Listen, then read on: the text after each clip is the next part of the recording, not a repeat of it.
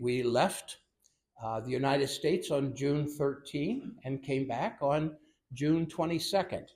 And that in our group was Dale Baumlitz, not Dale, Elmer Baumlitz and his wife Carol, and the Charlotte Wilson and Lisa Oftenkamp Calabretta and Catherine Eschenberg from a little bit northeast of Detroit. She and her husband Don have retired, but used to have a large dairy operation up there. And so this was her second time with us. I'm going to do this. It's with much appreciation to Charlotte, who took a lot of the photos and has put together this PowerPoint presentation so that we can see a little bit about some things from the trip. So, okay, we've got, the participants, and that I should mention that Dale Eckhart again served as our translator, and that I told him I would not be bringing a group unless he came along to translate, because I can speak simple German, but when you're talking with people about farm ownership and things of that nature, you get into technical terms, and so we need a little better translation. So he was glad to be there for us during the time we were in Rüdinghausen. So we stayed at it's called a Gasthof in Rüdinghausen, where the upstairs are the rooms and the downstairs is a large restaurant, and they have a breakfast room. And because they're in the process of retiring, they kept their restaurant part dark, and we had all of our meals in what they call their breakfast room. And so that worked out well. Okay, we can go ahead. I have two maps of Germany here. The first map on the left shows with the different colors the different states of Germany. And so our ancestry comes from the area of the northwest of Germany, where that arrow points. You'll notice in that gray in the upper left is the state of Niedersachsen, and a little bit of it kind of comes down into the brown.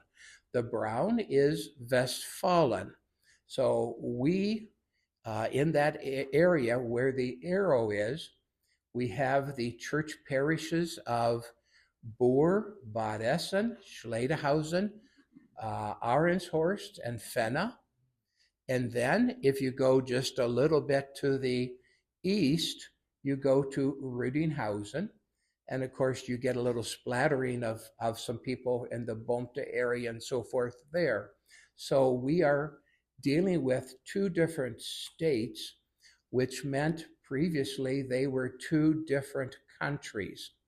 And so there's differences in the way things are done, and that the people from one side tend not to feel it's okay to interfere with things like helping find genealogy and that on the other side.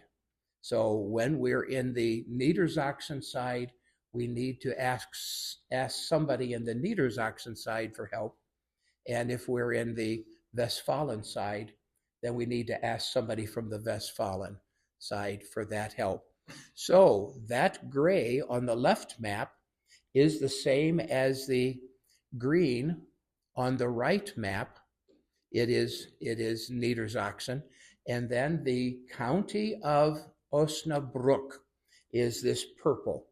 And that's what we deal with. You'll find in the church books here at Bethlehem, they say, where do people come from? Osnabrück. Well, it's a rather large county, but you'll see that this section down here of that purple and a little bit of that white is the area where we do our stuff. Okay?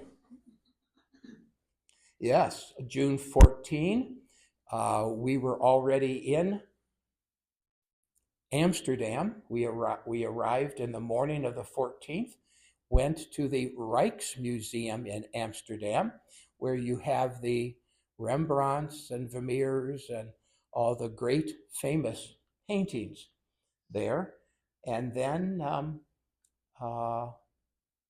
stayed overnight. And then on the 15th, we made the trip to Rudinghausen. So here on the left of it, you see just a little bit of our guest house in Rudinghausen. And in farther ahead, you see the Lutheran Church, which has a great history, of which the earliest Christian foundations of the church go back to the year 800. It was some of the towns in the area were ordered by Charlemagne to build Christian churches. Sometimes they built them on top of old cultic sites so that people would not have access to those sites. But under the bell tower, the earliest portion comes back to the year 800. Okay? And so I'm not sure, Charlotte, what that picture on the left was, whether it's just a house in Rudinghausen. And then across the street from our hotel, there's a parking lot in front of their visitor center, and it is named Pemberville Platz in honor of the agreement that Pemberville has with Rudinghausen. And then we see some pictures of the area. Nothing that I can point out. Okay? And then, let's see,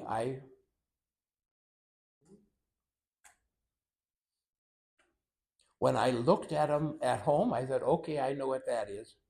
But I think that's just kind of a site in the area. So on the 16th, which was Sunday, we attended church there in the Lutheran Church, and the mayor of Rudinghausen greeted us as we arrived, attended the church service with us, and they had an excellent sermon on the prodigal son, of which they applied the prodigal son story to all kinds of situations, especially as parents are dealing with kids growing up. And so it was wonderful. And then, so here we can see the interior of the church, if it can be enlarged a little bit, that we see that the in the very front of the church, maybe I can show that good up here.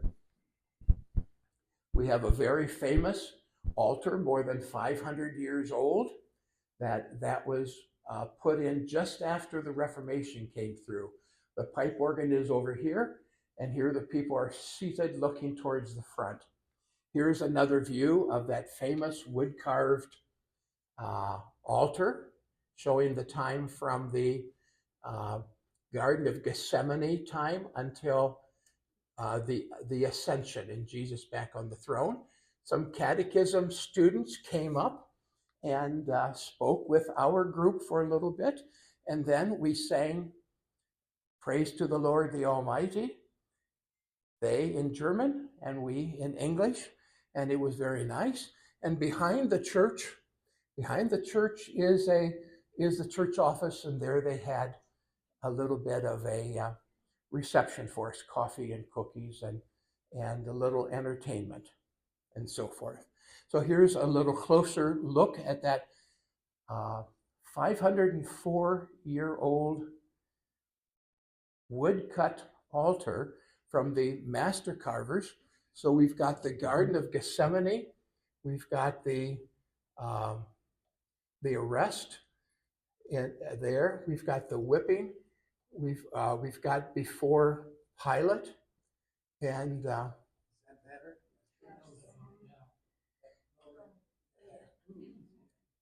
yes, when I was looking at it myself at home, it was easier to think. And here, uh, they're giving him the cross. He's carrying the cross. There, he's on the cross between the two thieves, and then they have taken him down from the cross and burial. And here he goes down to the dead, like in the creed. He went down to the dead, and here's the resurrection and the ascension, and here he's sitting on the throne of God. So when we went previous times, the pastor would spend about an hour talking about what precise moment in Christian history is being portrayed, and notice the expressions and the reactions and so forth. So it is very interesting. Yes. I did want to add a few notes. So I do have some additional photos that are more detailed. I will say, for the purpose of today's discussion, we use just the large view Yes. of the entire Bethlehem. But having stood right in front of it, it's amazing. The detail, how well preserved it is for being over 500 years old. So it's like many things, the pictures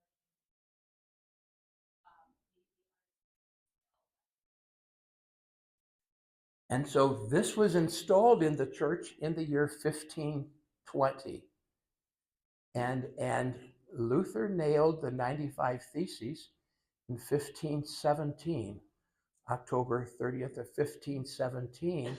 And so the pastors pointed out something there, and I don't remember what it was, but something to indicate that this altar was installed after this church became Lutheran. And that. Okay. So on Sunday afternoon or Sunday noon at church, we invited some of the people that had done a lot of hosting of us. If you could enlarge just a little bit, we see Dale Eckhart, our translator. He grew up in Sydney, Ohio, and attended Capital University with me, and then went to Germany to be a minister of the German church. And here's Wolfgang Strunk and his wife Christa. And behind is Andreas Walter and Lisa Oftenkamp Calabretta and myself. And in front is Lucy Strunk and Carol Baumlitz. There's Elmer Baumlitz and Catherine Eschenberg and Karen and Willie Niedermeyer, and of course Charlotte. So it was one of the staff there at the Nonenstein that took the photo. So we had a nice time to talk about the many ways these people have assisted our groups in the past. And so this was just a little thank you to them for their work. Okay. So I will say this was our first full day, right? Yes. And for somebody who does not speak German,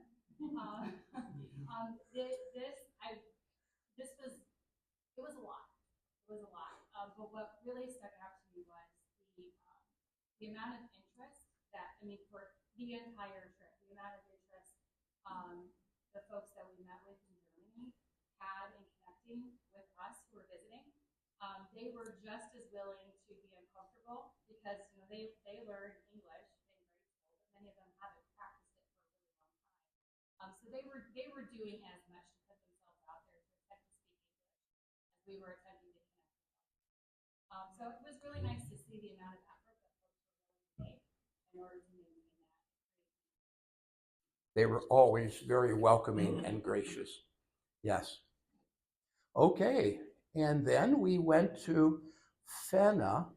The earliest of the immigrants to this area came from Fenna. And so this is the Church of Fenna. And this is the gal who was our facilitator in Fenna. And so we don't have any good photo of her, Doris Turner. She and her husband, Udo, have been to Pemberville twice, but Udo has died. And so she has picked up the deal, but she is letting us into the church in Fenna. That's the westernmost of these 6 church parishes where people came from. And then inside, we can see that every church is different. And so this is a church that's very near the swampland, the fen land. So the people who came from there knew how to drain the Black Swamp so that they could get the farmland from there. And that this also is near where the final battle occurred in the year 9 AD, when there were 3 Roman legions up in the near area, nearest to Rudinghausen, that were trying to bring the area of Germany east of the Rhine River into the old classical Roman Empire of the Caesars. And the Germans raised up an army and killed 22,000 Roman soldiers, plus the entire entourage. And so that's why it wasn't until Charlemagne came along that they became part of the Roman Empire. So, this is near that. And of course, the connection to me is that in my ancestry, we've got the Seal Scots and the Epkas, and they both came from this area. We had a fun moment when we were in this town near the church. We passed by a street, and Lisa and I both noticed that the name was off the top. Look, there's our family name. And we're like, Tom, we're going to turn around and take another picture. He's like, you're going to see a lot more of that. There's one close to where Willie and Karen live, Auf dem Kampa Road. And so here's pictures of the Seal Scott farm, of which I think this is currently the main house. And these are some old buildings from the time past. It is interesting to me that for the Epka farm, also in Fenna, they had no descendants to inherit the farm. And so the wife said she had a grandson who was still on the Seal Scott farm that had recently gotten married, and so they came to take on the farm and take care of the older people till they died, and then inherited that farm. So that was Eberhard Seal Scott, who, because he took on the Epka farm, had to change his name to Gerhard Epka, and he married Adelheid Schneiders, and they had 2 children, Johann and Catherine. And when Gerhard died, then the wife and the 2 kids sold that farm and came to the United States and moved on to 582, the north side of 582, just to the east of Pemberville Road. And so that's where the Seal Scots and the Epkas settled. So this was the Seal Scott place in Germany. Okay. And this is the house of the Epka place. That you have to walk some driveways to get back to it, but it's right on the edge of the swampland, you might say. And so over here in the corner, you see a slab there from the oldest church which says it's the Epka Rai, and Rai just means place. And so I think it's 1751 is when that building was. Okay. Then we went to the nearby uh, restaurant of Lekker Mule, and we had dinner that night with the Kaup family, or 8 people from the Kaup family, and they are related to me through my father's side. They are our Bruns relatives, but they always hosted our group for a Saturday evening meal and conversation, and it was always wonderful because so many of the kids spoke English so well that it was a relief for the tour group people. So here I am, and then we've got Anna Kaup, Schweppe, and Heide Marie and Heinz, and so Anna's husband is here, Jörg, and next to him, well, over on this end is our bus driver, because we did not have access to our own car at that time. And then a little bit of the hair of Doris Turner, who I said we had no good photo of.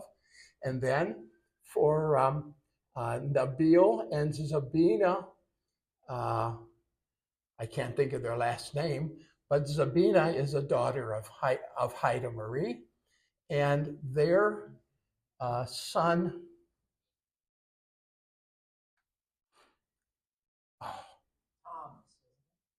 no, that's her brother, Malta, Malta, Malta, and his fiancee, Laura, sitting there. And so, and of course, here we got Lisa and Elmer Bomlitz. And so on this side, we got Elmer Bomlitz, Carol Bomlitz, and Catherine Eschenberg. And I think so this was a thank you to them for the many times they hosted our groups for a wonderful evening. Okay? Yes. Can you tell the story? And maybe some people have heard it, but the story around how you initially connected with this family. I was telling my mom about it, but I think it's a testament to the tenacity that you guys had in finding people, just doing what you needed to do to make this connection.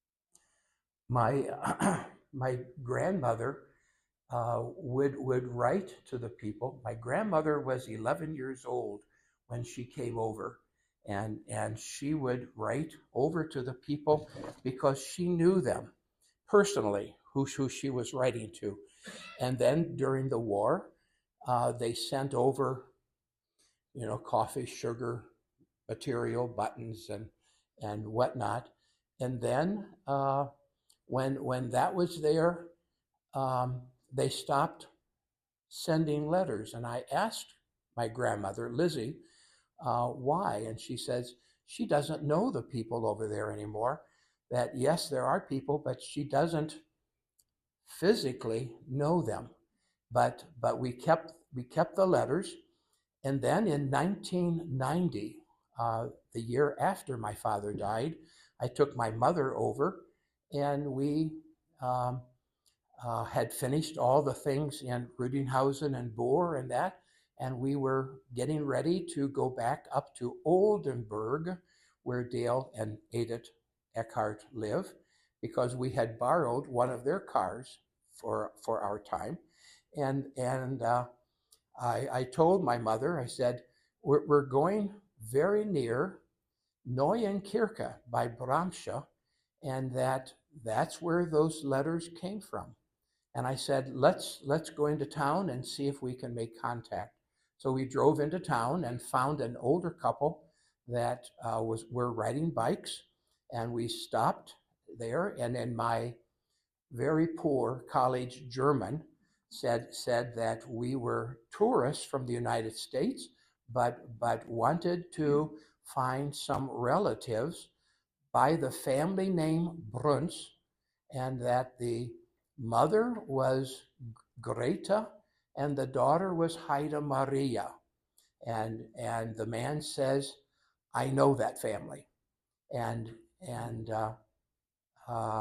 he said something about Greta, and I thought he meant that she had died, but she was living up along the North Sea in the town of Cuxhaven.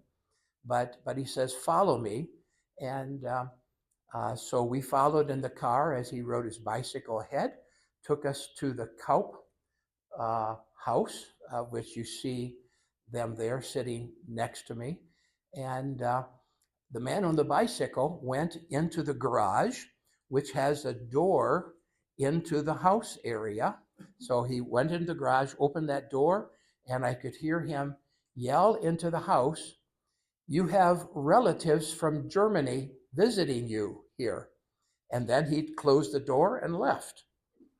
And so my mother and I waited out by the car for a while, and we finally went up to the main door, the front door of the house, and knocked on the door. And the husband, Heinz, answered. And we said that we think you are relatives from the United States. And he invited us in to sit in the living room. And then a little bit later, the wife, Heide Marie, came out. She's the actual relative.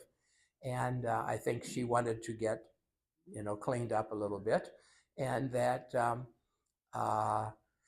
so we talked a little bit. My mother can understand most all the German, but can't speak it fluently like my father could.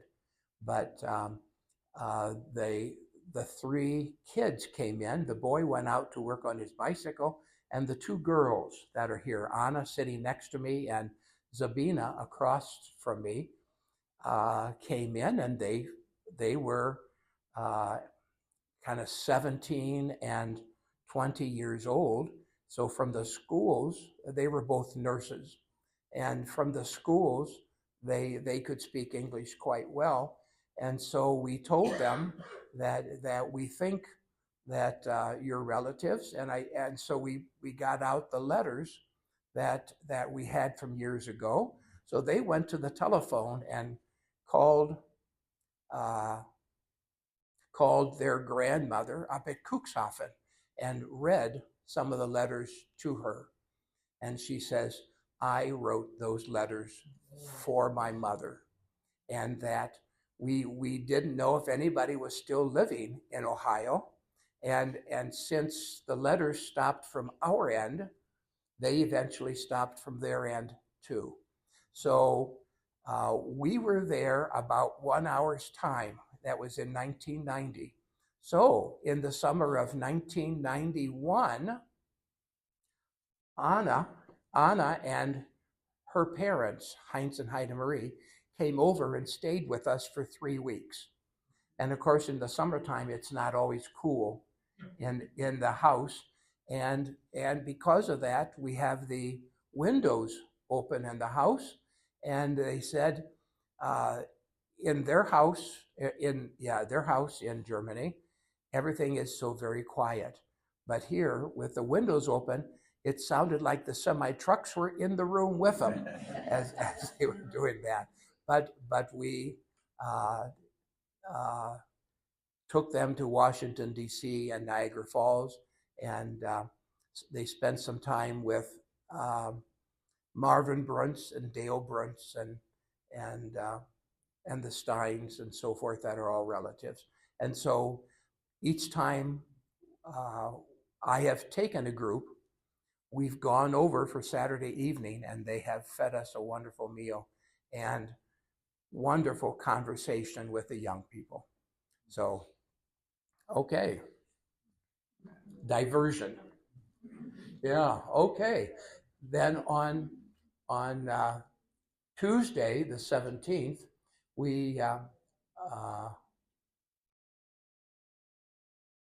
Monday, we visited the Strunks and Walters and went by Bad Essen and that. So here's the church, the inside of the church in Boer and that. So this is along the side. The main aisle is going along here. So this is on the side of the church to show the lovely arches. And here you see the front of the church with a very high altar, of which one of our Often Camp relatives was a custodian of that church.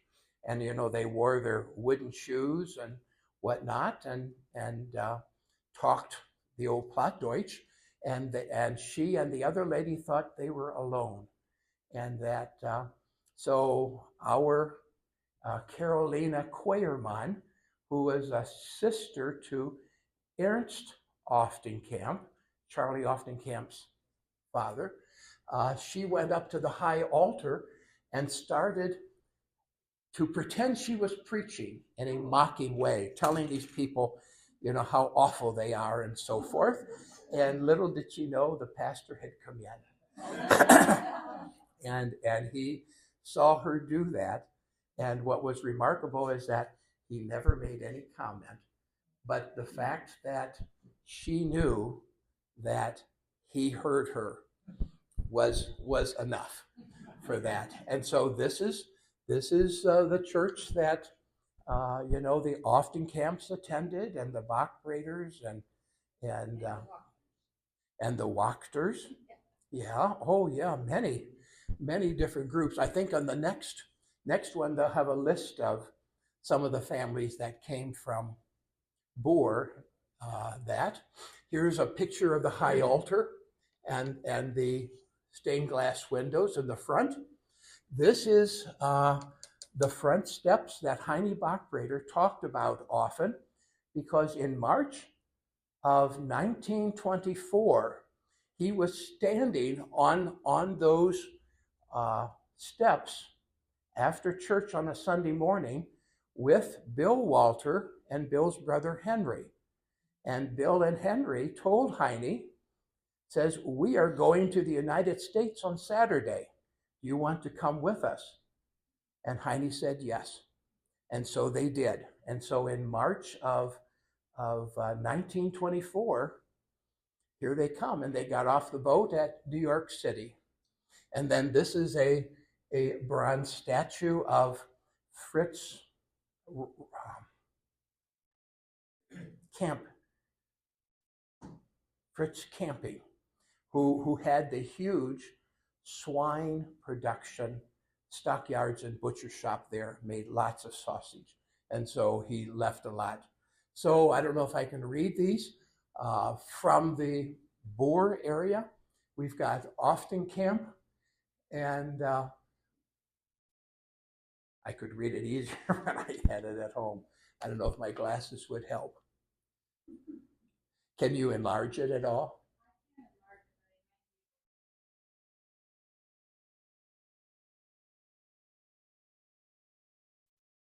Berkemeyer and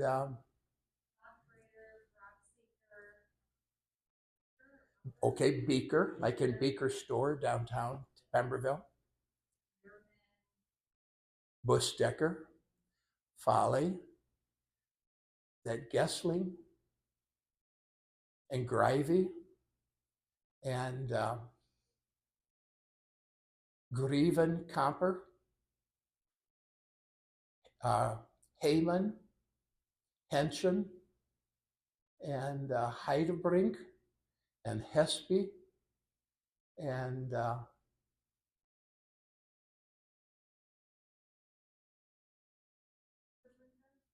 okay, Hunterbrinker, and okay, Keel, and Kinker, and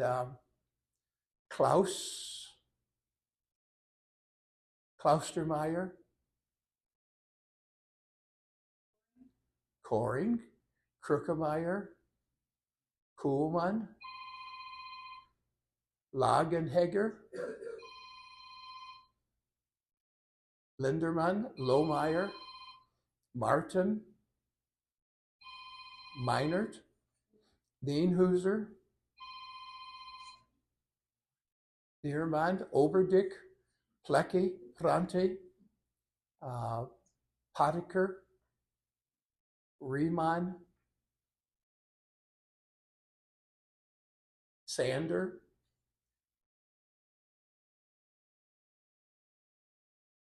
Okay. Schmitz, they lived up in Miesdorf. Um, Sieving, yes.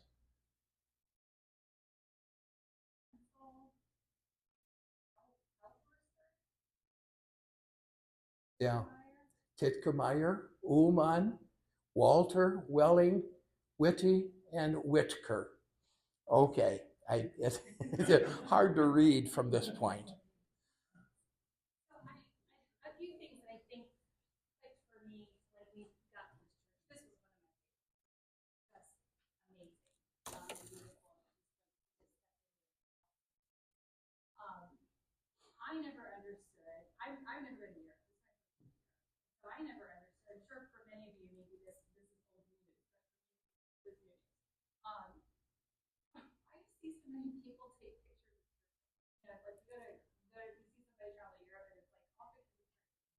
But to understand the significance that the church played and continues to play, and managing the history and really helping people understand their action, I think really hit home for me in this visit.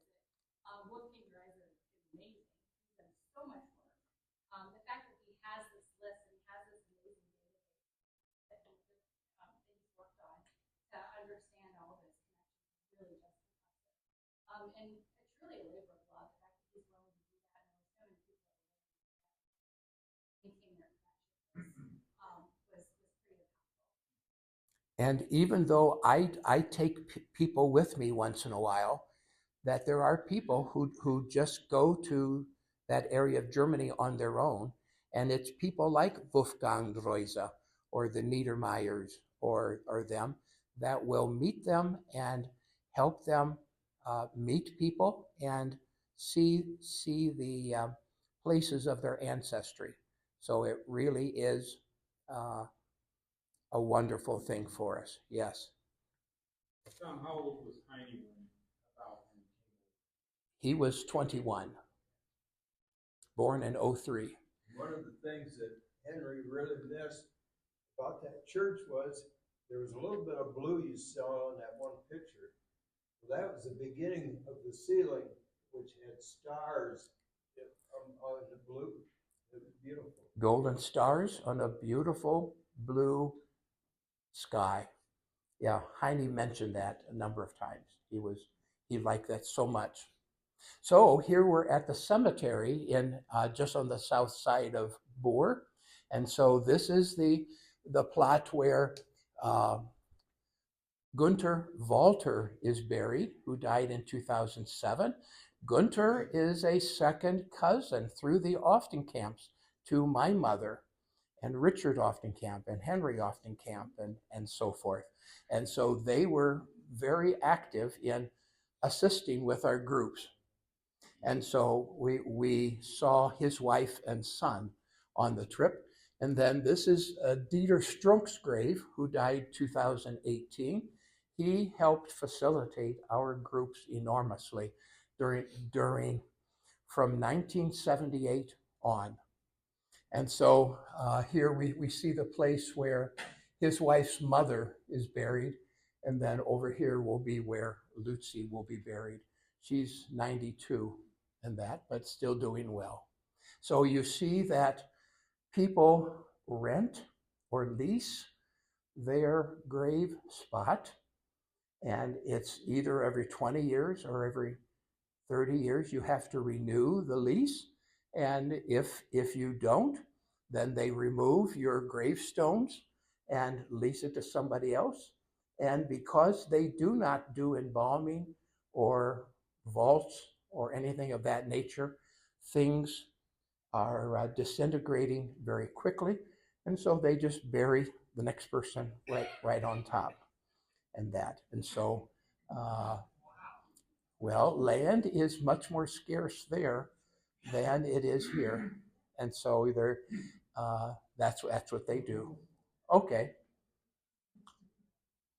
Okay, so one of the days we had our noontime lunch at a grocery store in Boer. And so we can see that you can order things from their little side eatery. And then you can see that you've got the grocery store, all the items on the side. Okay? So here is Helga Walter, the wife from Gunther Walter. Gunther was the first grave we looked at. So there's Helga. She just a couple years ago, maybe a year ago, moved into this, they called it an Altenheim. It's a place for older people, but it's kind of like a retirement community. And so that's her in her room. And here she is again talking with me. And that's Andreas's dog, who decided that my lap was a place he wanted to be because that's where the action seemed to be. Okay. Okay, so this is the farm of Meyer zum Tittendorf on the south side of Boer. So this is where Charlie Oftenkamp's father was born, Ernst Oftenkamp, and all of the other of his siblings. For instance, his sister that married the Oberdick, and the Carolina who did the preaching in the pulpit, and they were all born and raised here on this farm, Meyer zum Tittendorf, not as owners of the farm, but as workers. They were Heuerleute, so it would be very unlikely they would ever own land or have rights, but you go and find somebody that will allow you to work on their land, and then there'll be some housing provided for that. So this is some of that. This is also interesting because when the Bachbraders sold their big farm, this is house number 1 in Tittendorf, so it's the biggest and most important farmer in that area. And the Bachbrader farm was house number 1 for Dame Valda. So it was the biggest, most important farm, but it got sold. And so when it got sold, the farmer at this farm, the Bachbrader farm, is on the north side of Boer, and this is on the south side of Boer, but he bought the Bachbrader farm to gift it to his daughter, who had just recently been married. And so that family still owns the Bachbrader farm, and so that's quite a place to see. And they house a lot of horses there on that place now. Yes. The house number. So you mentioned house number 1 means it was the largest one, but in more than a couple instances, you guys knew where you were going, but it was because you had kind of done the cross-reference between sort of the old records versus modern addresses. And that cross-referencing is done by the local people. We ask the local people, what is house number 16 in that area? So when a farm would be established, they would number it. And so the first farm established usually then becomes the most important farm, and that becomes old house number 1. And the next house that is brought up in that area is house number 2. The Whitker farm was house number 2 in Weyeringdorf, and 3, 4, 5. But about the first 8 houses would then be the biggest farms and have the most rights.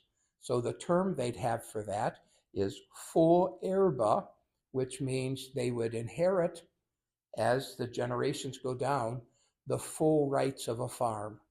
And then the next farms, the next 20 farms or so, as they would be established, would be called Hab erbe, or half inheritance. So they would be like a full farmer, but it'd be much smaller, and they'd have less rights.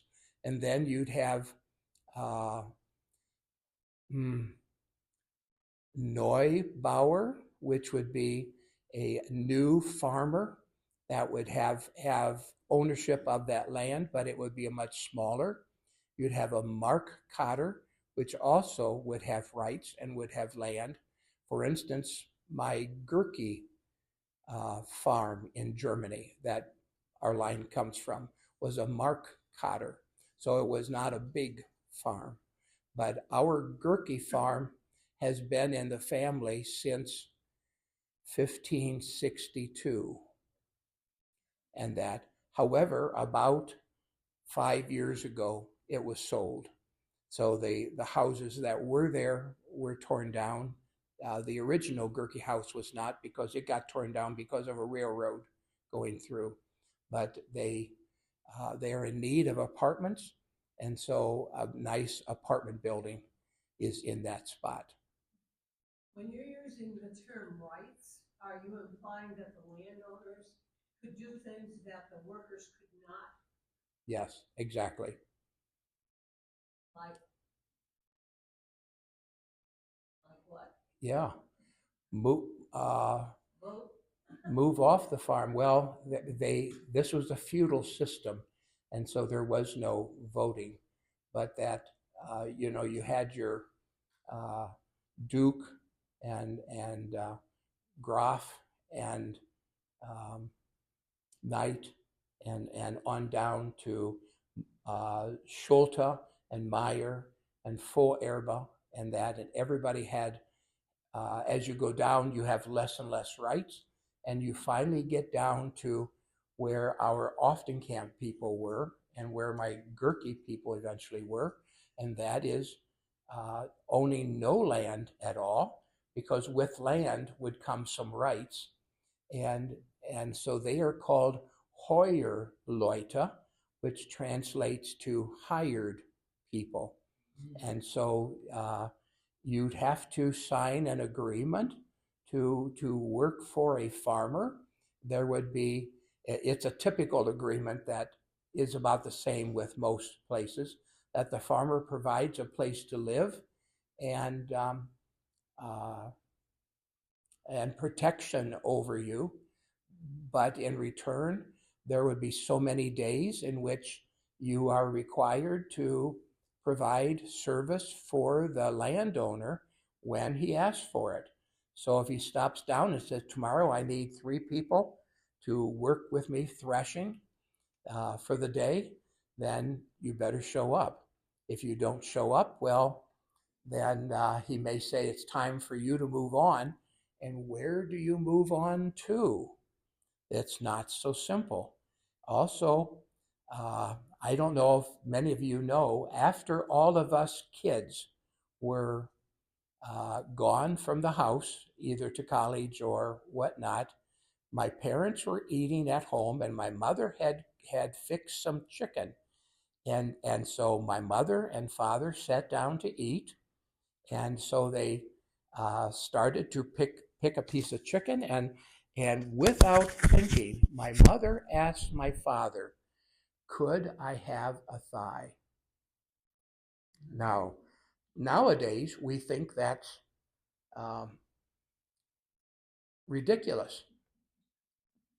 But in the olden days, the best meat always went to the men, because they had to go out and work. And if they could not go out to work, then you could not stay there. And where would you go? So that was just kind of a mentality that was carried down, that when my mother grew up in the what's that, Greensburg Pike farm, then I think it was just part of the mentality that went on there. So it's interesting how that is, but the men would eat first, and then whatever's left, the women and children then would have a chance to eat. And a lot of it was basically porridge. They would take wheat and mash it up and put it with water and cook it for a big bit, and then that was your meal. So it was not a lot of flavor. So, but even the idea of having vegetables in it because they just have a pot that they would just keep it going, and when you need to have another meal, you just add to the pot that's already there and going. And so it was not easy. There's more to tell as we get to Kloppenburg. Yes. Was the labor for the men, was it hard labor? Yeah, farm labor, just regular farm labor, which depending on what you're doing, they would they had a lot of rye up in that area, and so they would have to harvest that with straw and awl, and then every 2 weeks they would take some of that straw with the seed on it and put it on the main barn floor and pound it with certain sticks to detach the grain from the straw, and then that's what they would use for the next few weeks for baking bread and for their porridge and that. A lot harder labor than today's farmers. Yeah, that's good. Okay, so now this is nearby the Meyer zum Wischen farm. That farm goes back to the year 1150 AD, and it was house number 1 in Bolsten. And so this looks like the main farmhouse, and then you've got the barn buildings for that area. And then across the road, there were 2 Hoyer houses, 2 houses for worker families. So the one house where we think the Oftencamps lived has been taken down. It was just right next door here. And then this one has been beautified and enlarged and looks very pleasant now. And that was purchased by the daughter of the farm. Now the owner of this farm has since died, and so it's no longer in that same family, but it had been in the same family since 1150. So this is then, so Ernst Oftencamp, that was born and raised at the other farm, got married to a Meyer daughter, and they came to this farm to work. So this is Ernest and Caroline Oftencamp, Ernest Oftencamp and Caroline Meyer, and this is where the first 3 kids were born. Fred, who went to California, and Charlie, our grandfather, and Mary, who married the Escador.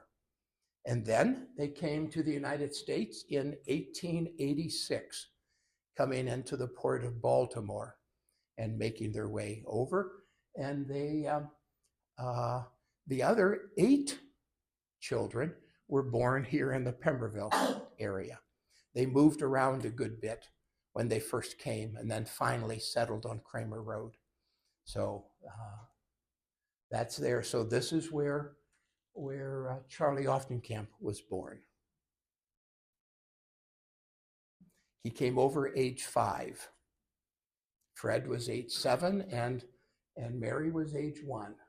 So here we made a visit to the Strunk house. So here you see the Strunk house.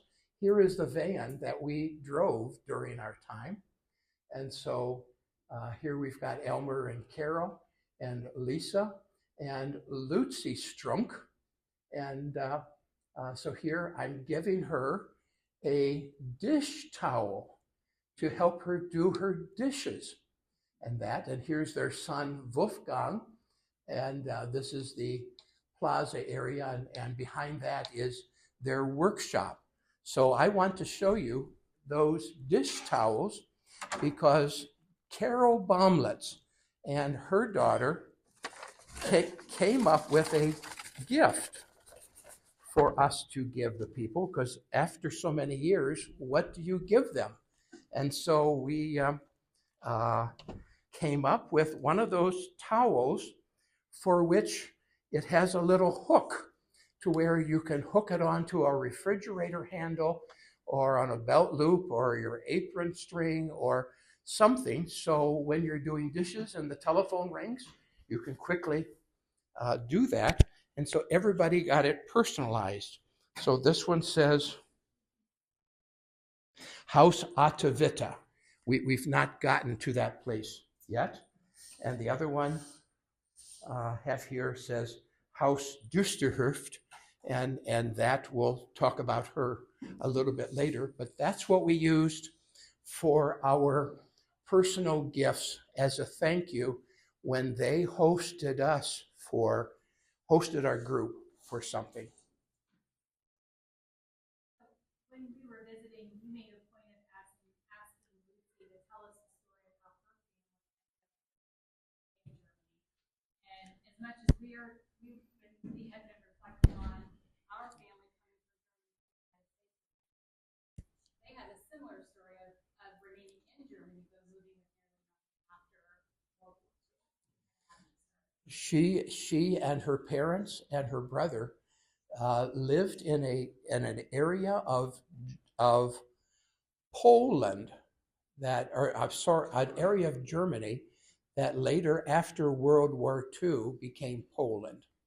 And so, after the war, of which Lucy's father was a soldier in the war, and she never heard from him again. But at some point when the war was over, the police came to their farm and said, "You have 1 hour in which to pack up in one suitcase whatever you would like to take with you."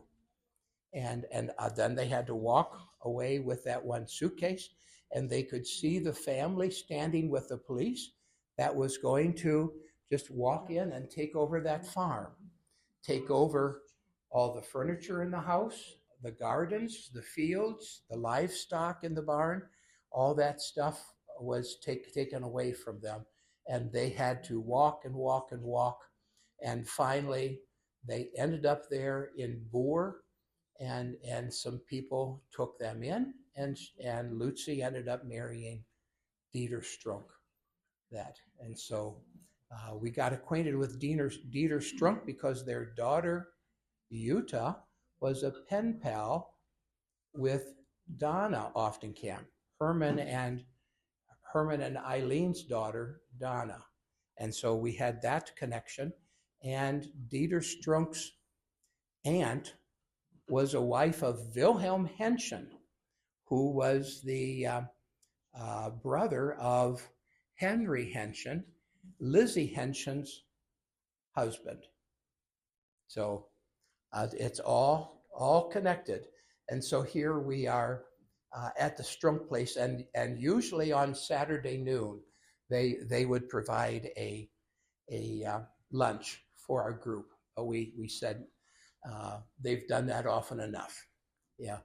And so here we've driven up to Kloppenburg, a town about an hour's drive north, and we're walking towards a outdoor museum like Greenfield Village, where they took buildings from around that area from the old years and brought them to this facility. And so here we are walking into a Heuerleute house, otherwise known as a Kotten, Kotten. And so here there would be about 2 acres of land that people could use for pasture and for growing crops and that. And so that this was owned by the farmer, and he would allow up to 4 families to come in and stay there and work. So it could be crowded. Okay, so inside, yeah, you see the main entrance looking in with the main barn door, and I think this is the small farmer's house. And then you see the pens for the cattle when you bring them in at night, and with a mow on top. In the front, there would be a fire going 24/7, 365 days a year, and they put that little metal thing over it to keep the sparks from the fire from going up to the straw thatch roof and catching that on fire. But that's where they would have a pot over that and cook on that. And the last one is just us sitting there, and you can, we're in the front, and so you can look out the main doors. So this is to give them an idea as to what the buildings were like that they lived in at that time. Go ahead. I think one of the things that you guys talked about when you were there is, number one, there would be more than one family that was living. And it was the family, mom, dad, kids, the animals, like everybody was shut up in there together. And like you mentioned, the fire constantly going, not a lot of ventilation either. No ventilation at all, except for the barn doors. And so there was always heavy smoke in there.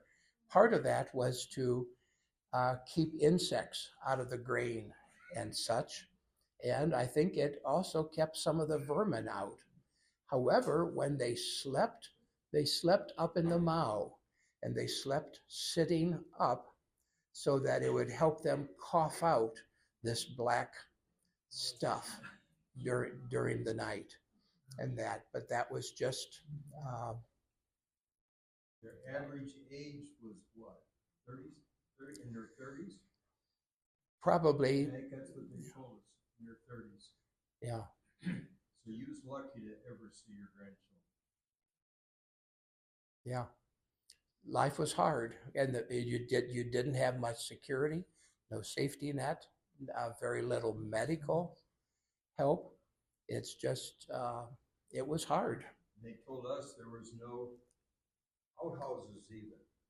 When you used the restroom, you went in with the cattle, or else you found the tree outside. And so hygiene Yeah. is an issue. Yeah, that's there. Okay, then we moved on to the Arenshorst Church. That's where the Gerkes and Gerwins and Roth and Rothus and Hilker and Sampson and many other families came from. So here you're looking at the thing straight on. Here you're looking from the back straight on. So the organ is up in front there, and the underneath the altar, they've got a very nice metallic Lord's Supper, and that is there with a lot of medallions for the nobility. There's 3 nobleman houses in that church parish, and so here we're upstairs on the side of the thing, looking across.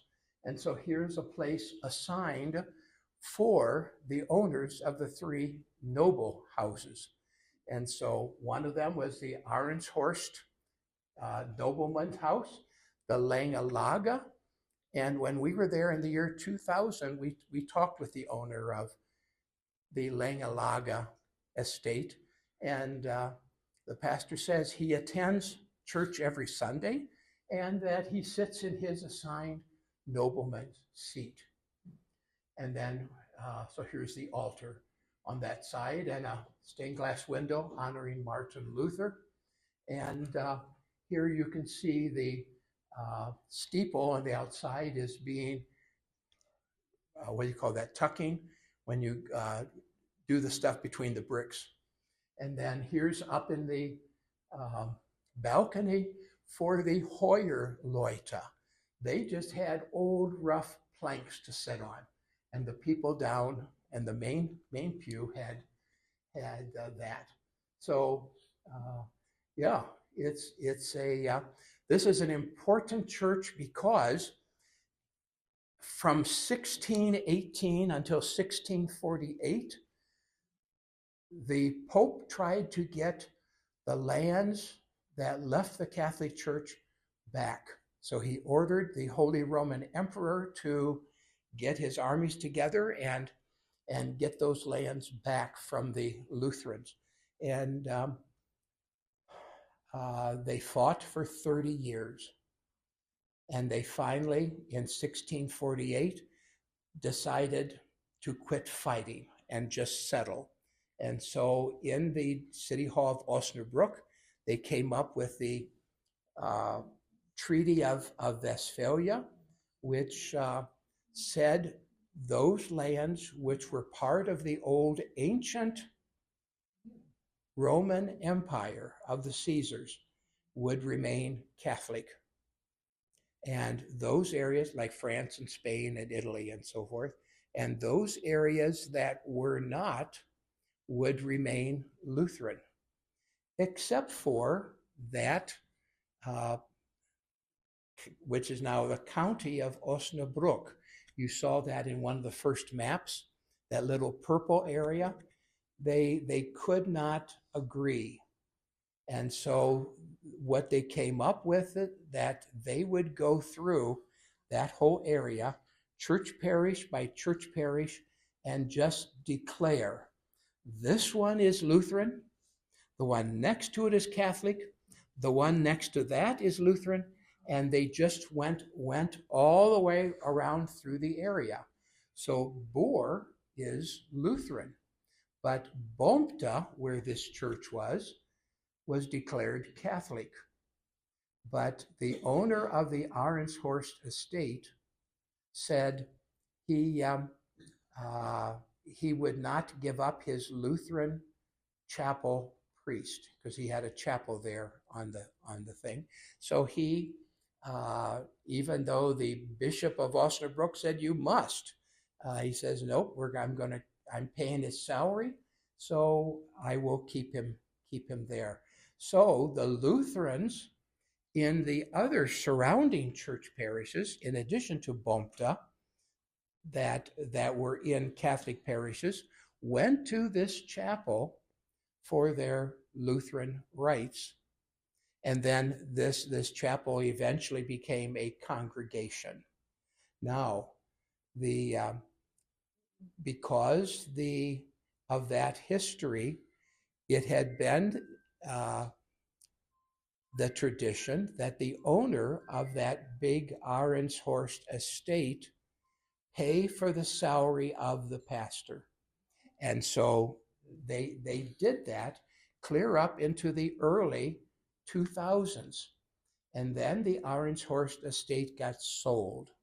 And the person who bought it is a Catholic. And many of you will recognize the name, because the last name is spelled Claas, Klaas. And he has several factories building farm machinery. There's one in Omaha, and he has them around in Poland and France and whatnot. So he's a big industrialist making farm machinery. And so they brought the question to him, saying, it has been our tradition, but since you are Catholic, we would understand if you would decide not to. And he said it would be his honor and privilege to continue to pay the pastor's salary. And so it's kind of a nice continuation of that story. So, but because of the rain and because we had people taking us here and there, we did not get a chance to look at the Arenshorst estate or the other two noble estates in the area. So here we went to the Gerwin house. So here's the outside of the Gerwin house, and that I think that's Lisa there, and this is inside, and this is the historian for Bompta, who kind of help find these places. And here he's pointed out that when they remodeled the place to make it more modern, they took one of the beams from outdoors that had the Gerwin name on it and put it inside the house, so you can see right on that beam it inscribed Gerwin. And here's the outside of the Gerwin house. And this is the Hoyer house that was owned by the Gerwin family. They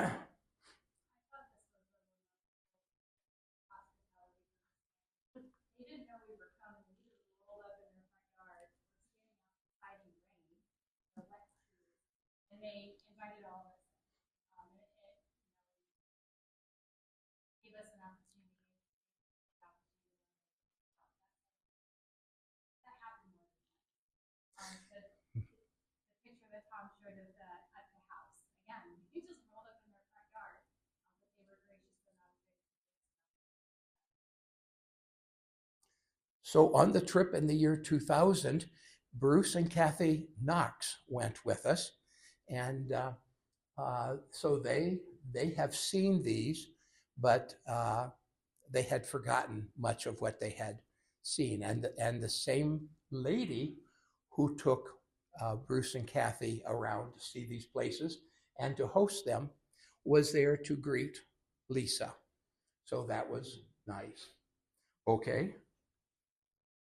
And here we went back to the house of the historian for Bompta.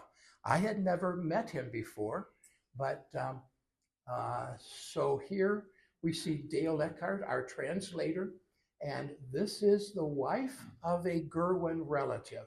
So she and her husband hosted Bruce and Kathy the other time. However, her husband has died. And so she was here to speak with Lisa that day.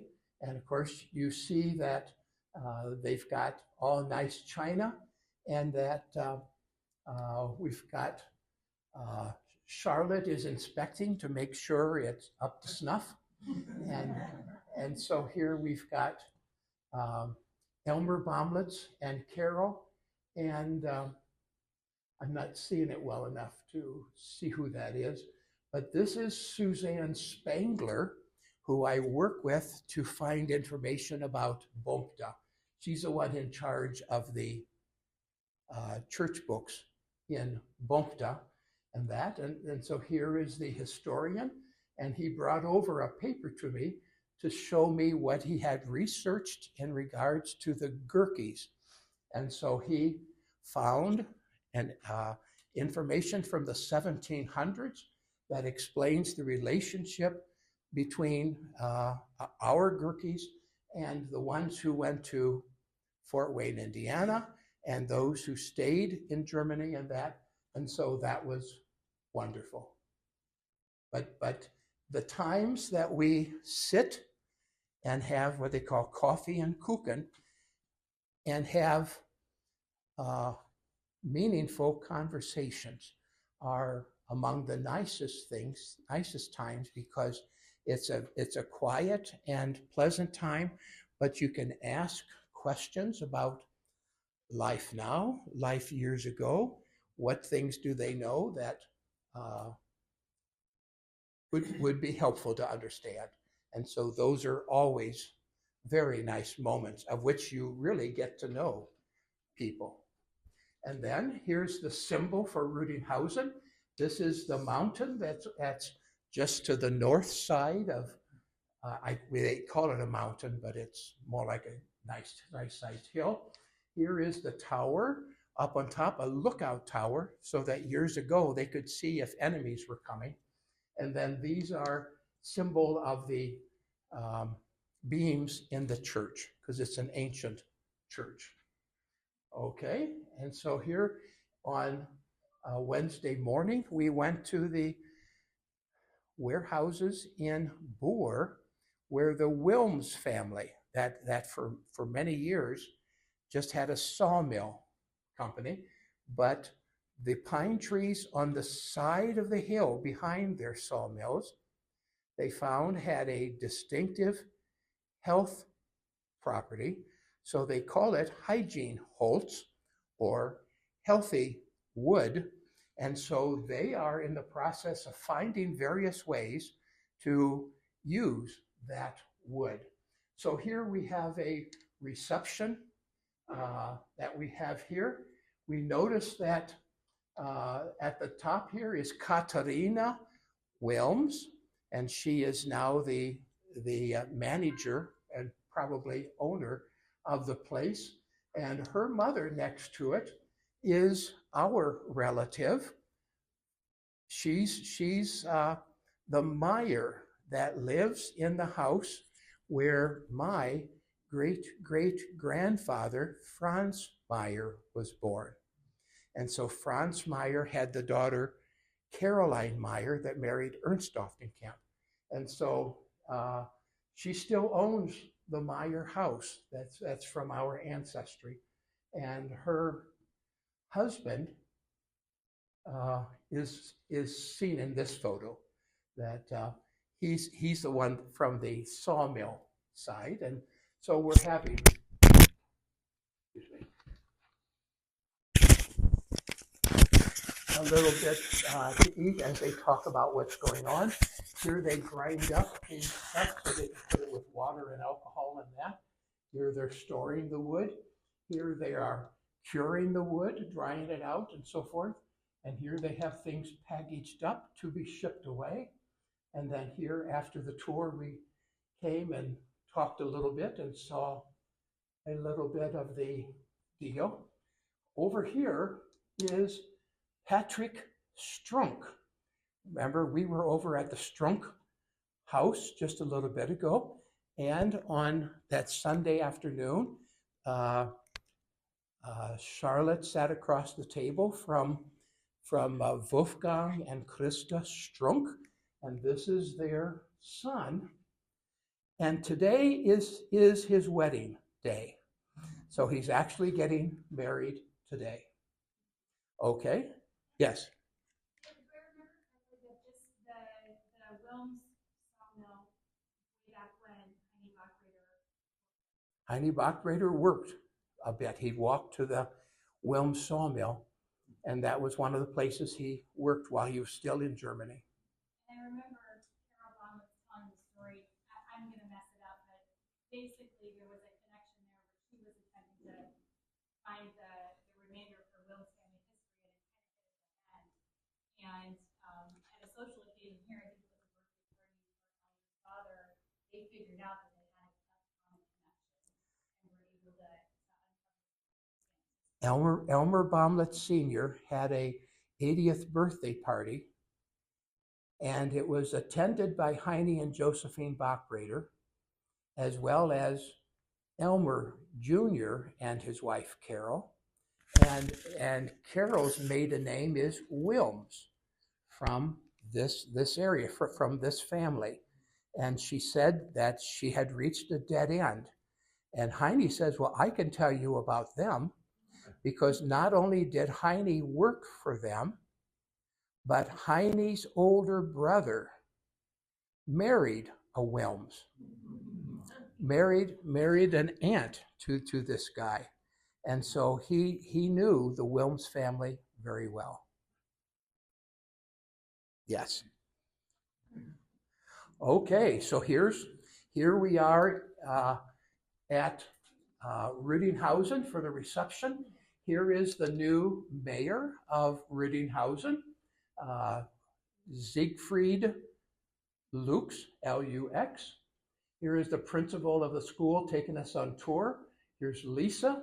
As we walk down the hallway, we notice a welcome sign out in front in the schoolyard, a big American flag.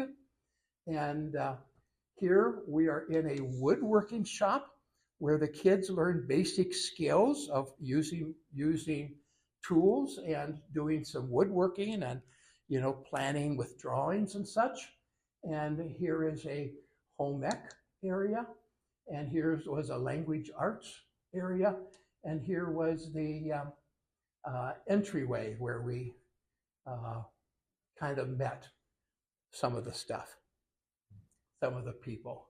So now we have finished the tour, and we're back into a gathering area of one of the school buildings.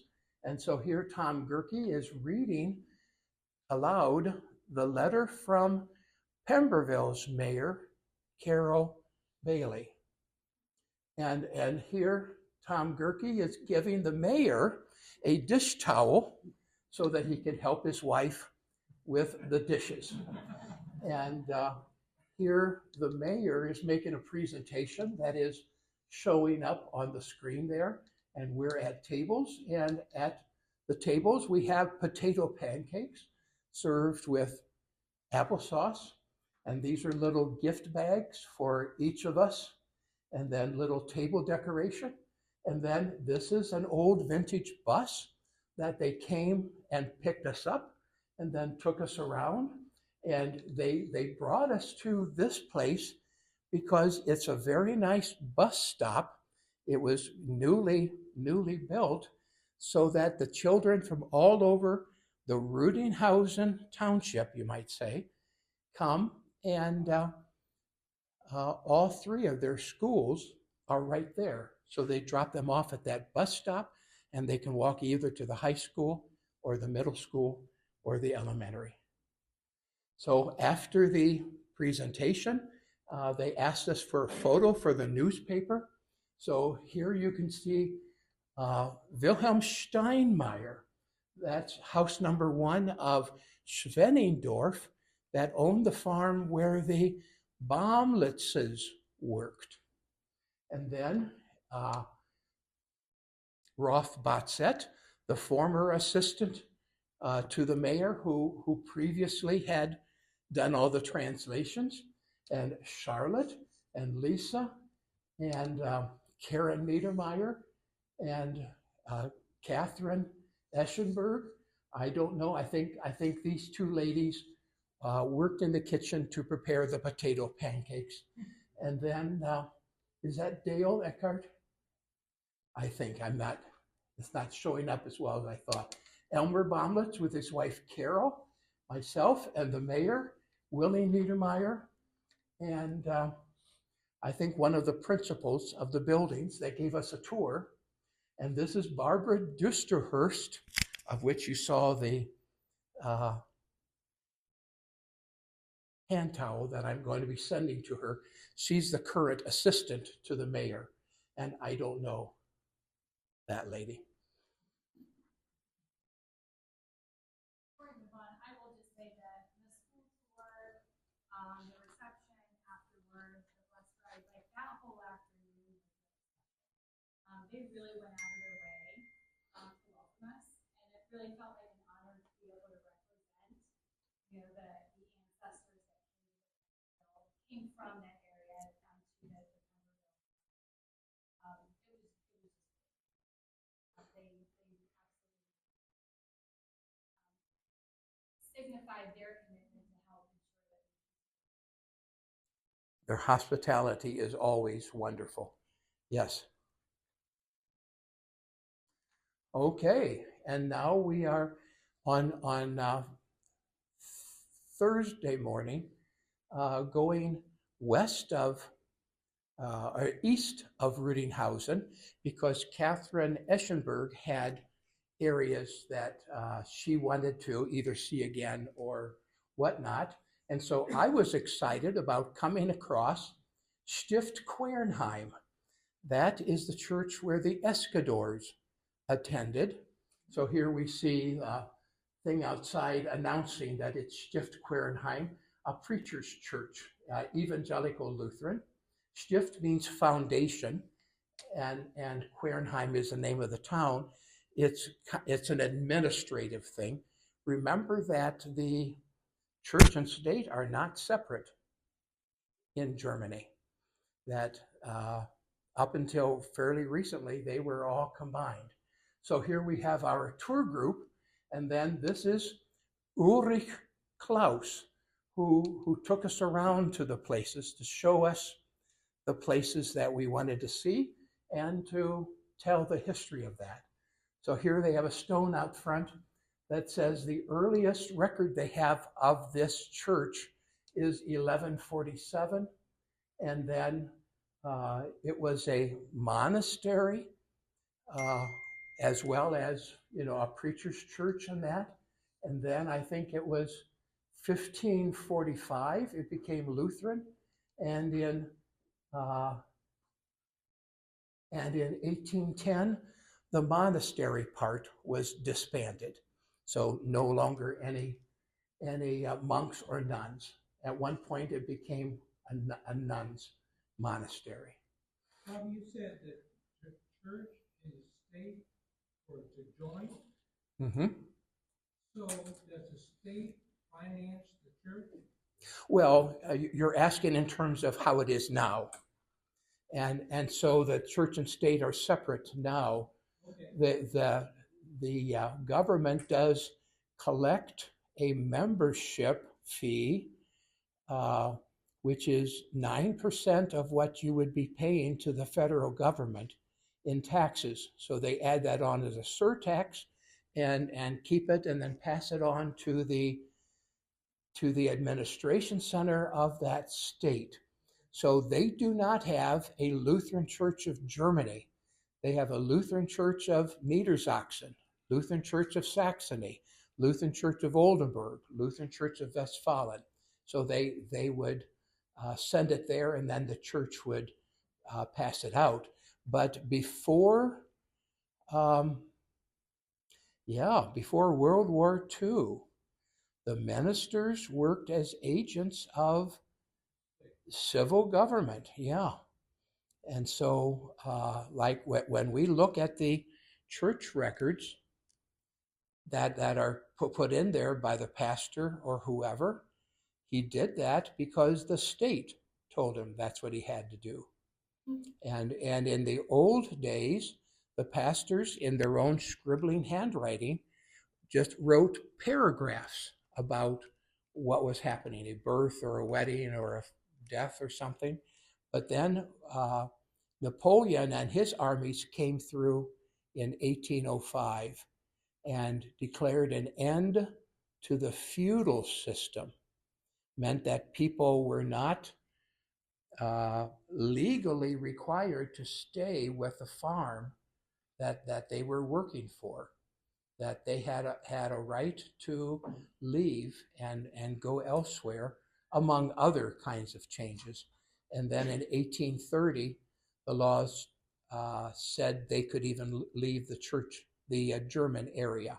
And that's why after 1830, up in that northwest Germany, where the port of Bremerhaven is, that you have this huge immigration.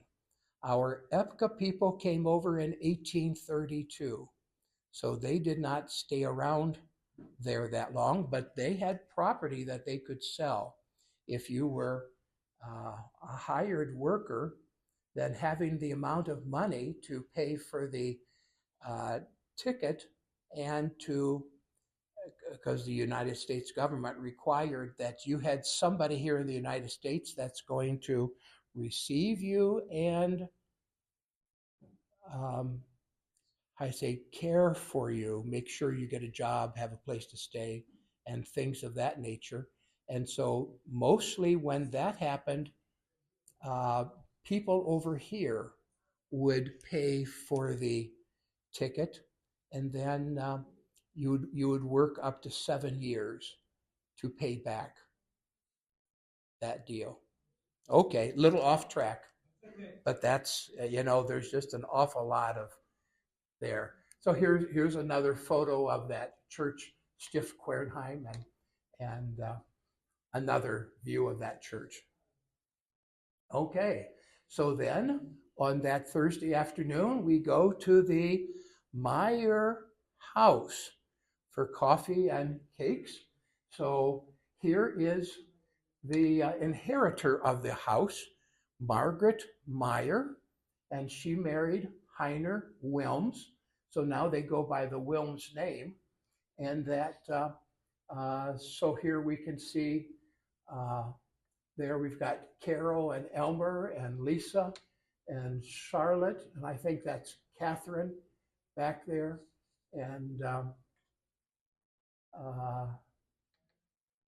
or Katarina Wilms, and then Catherine Eschenberg, and that's them there. So this was a double deal that we celebrated being at one of the places of our ancestry because of the Meyer connection to me.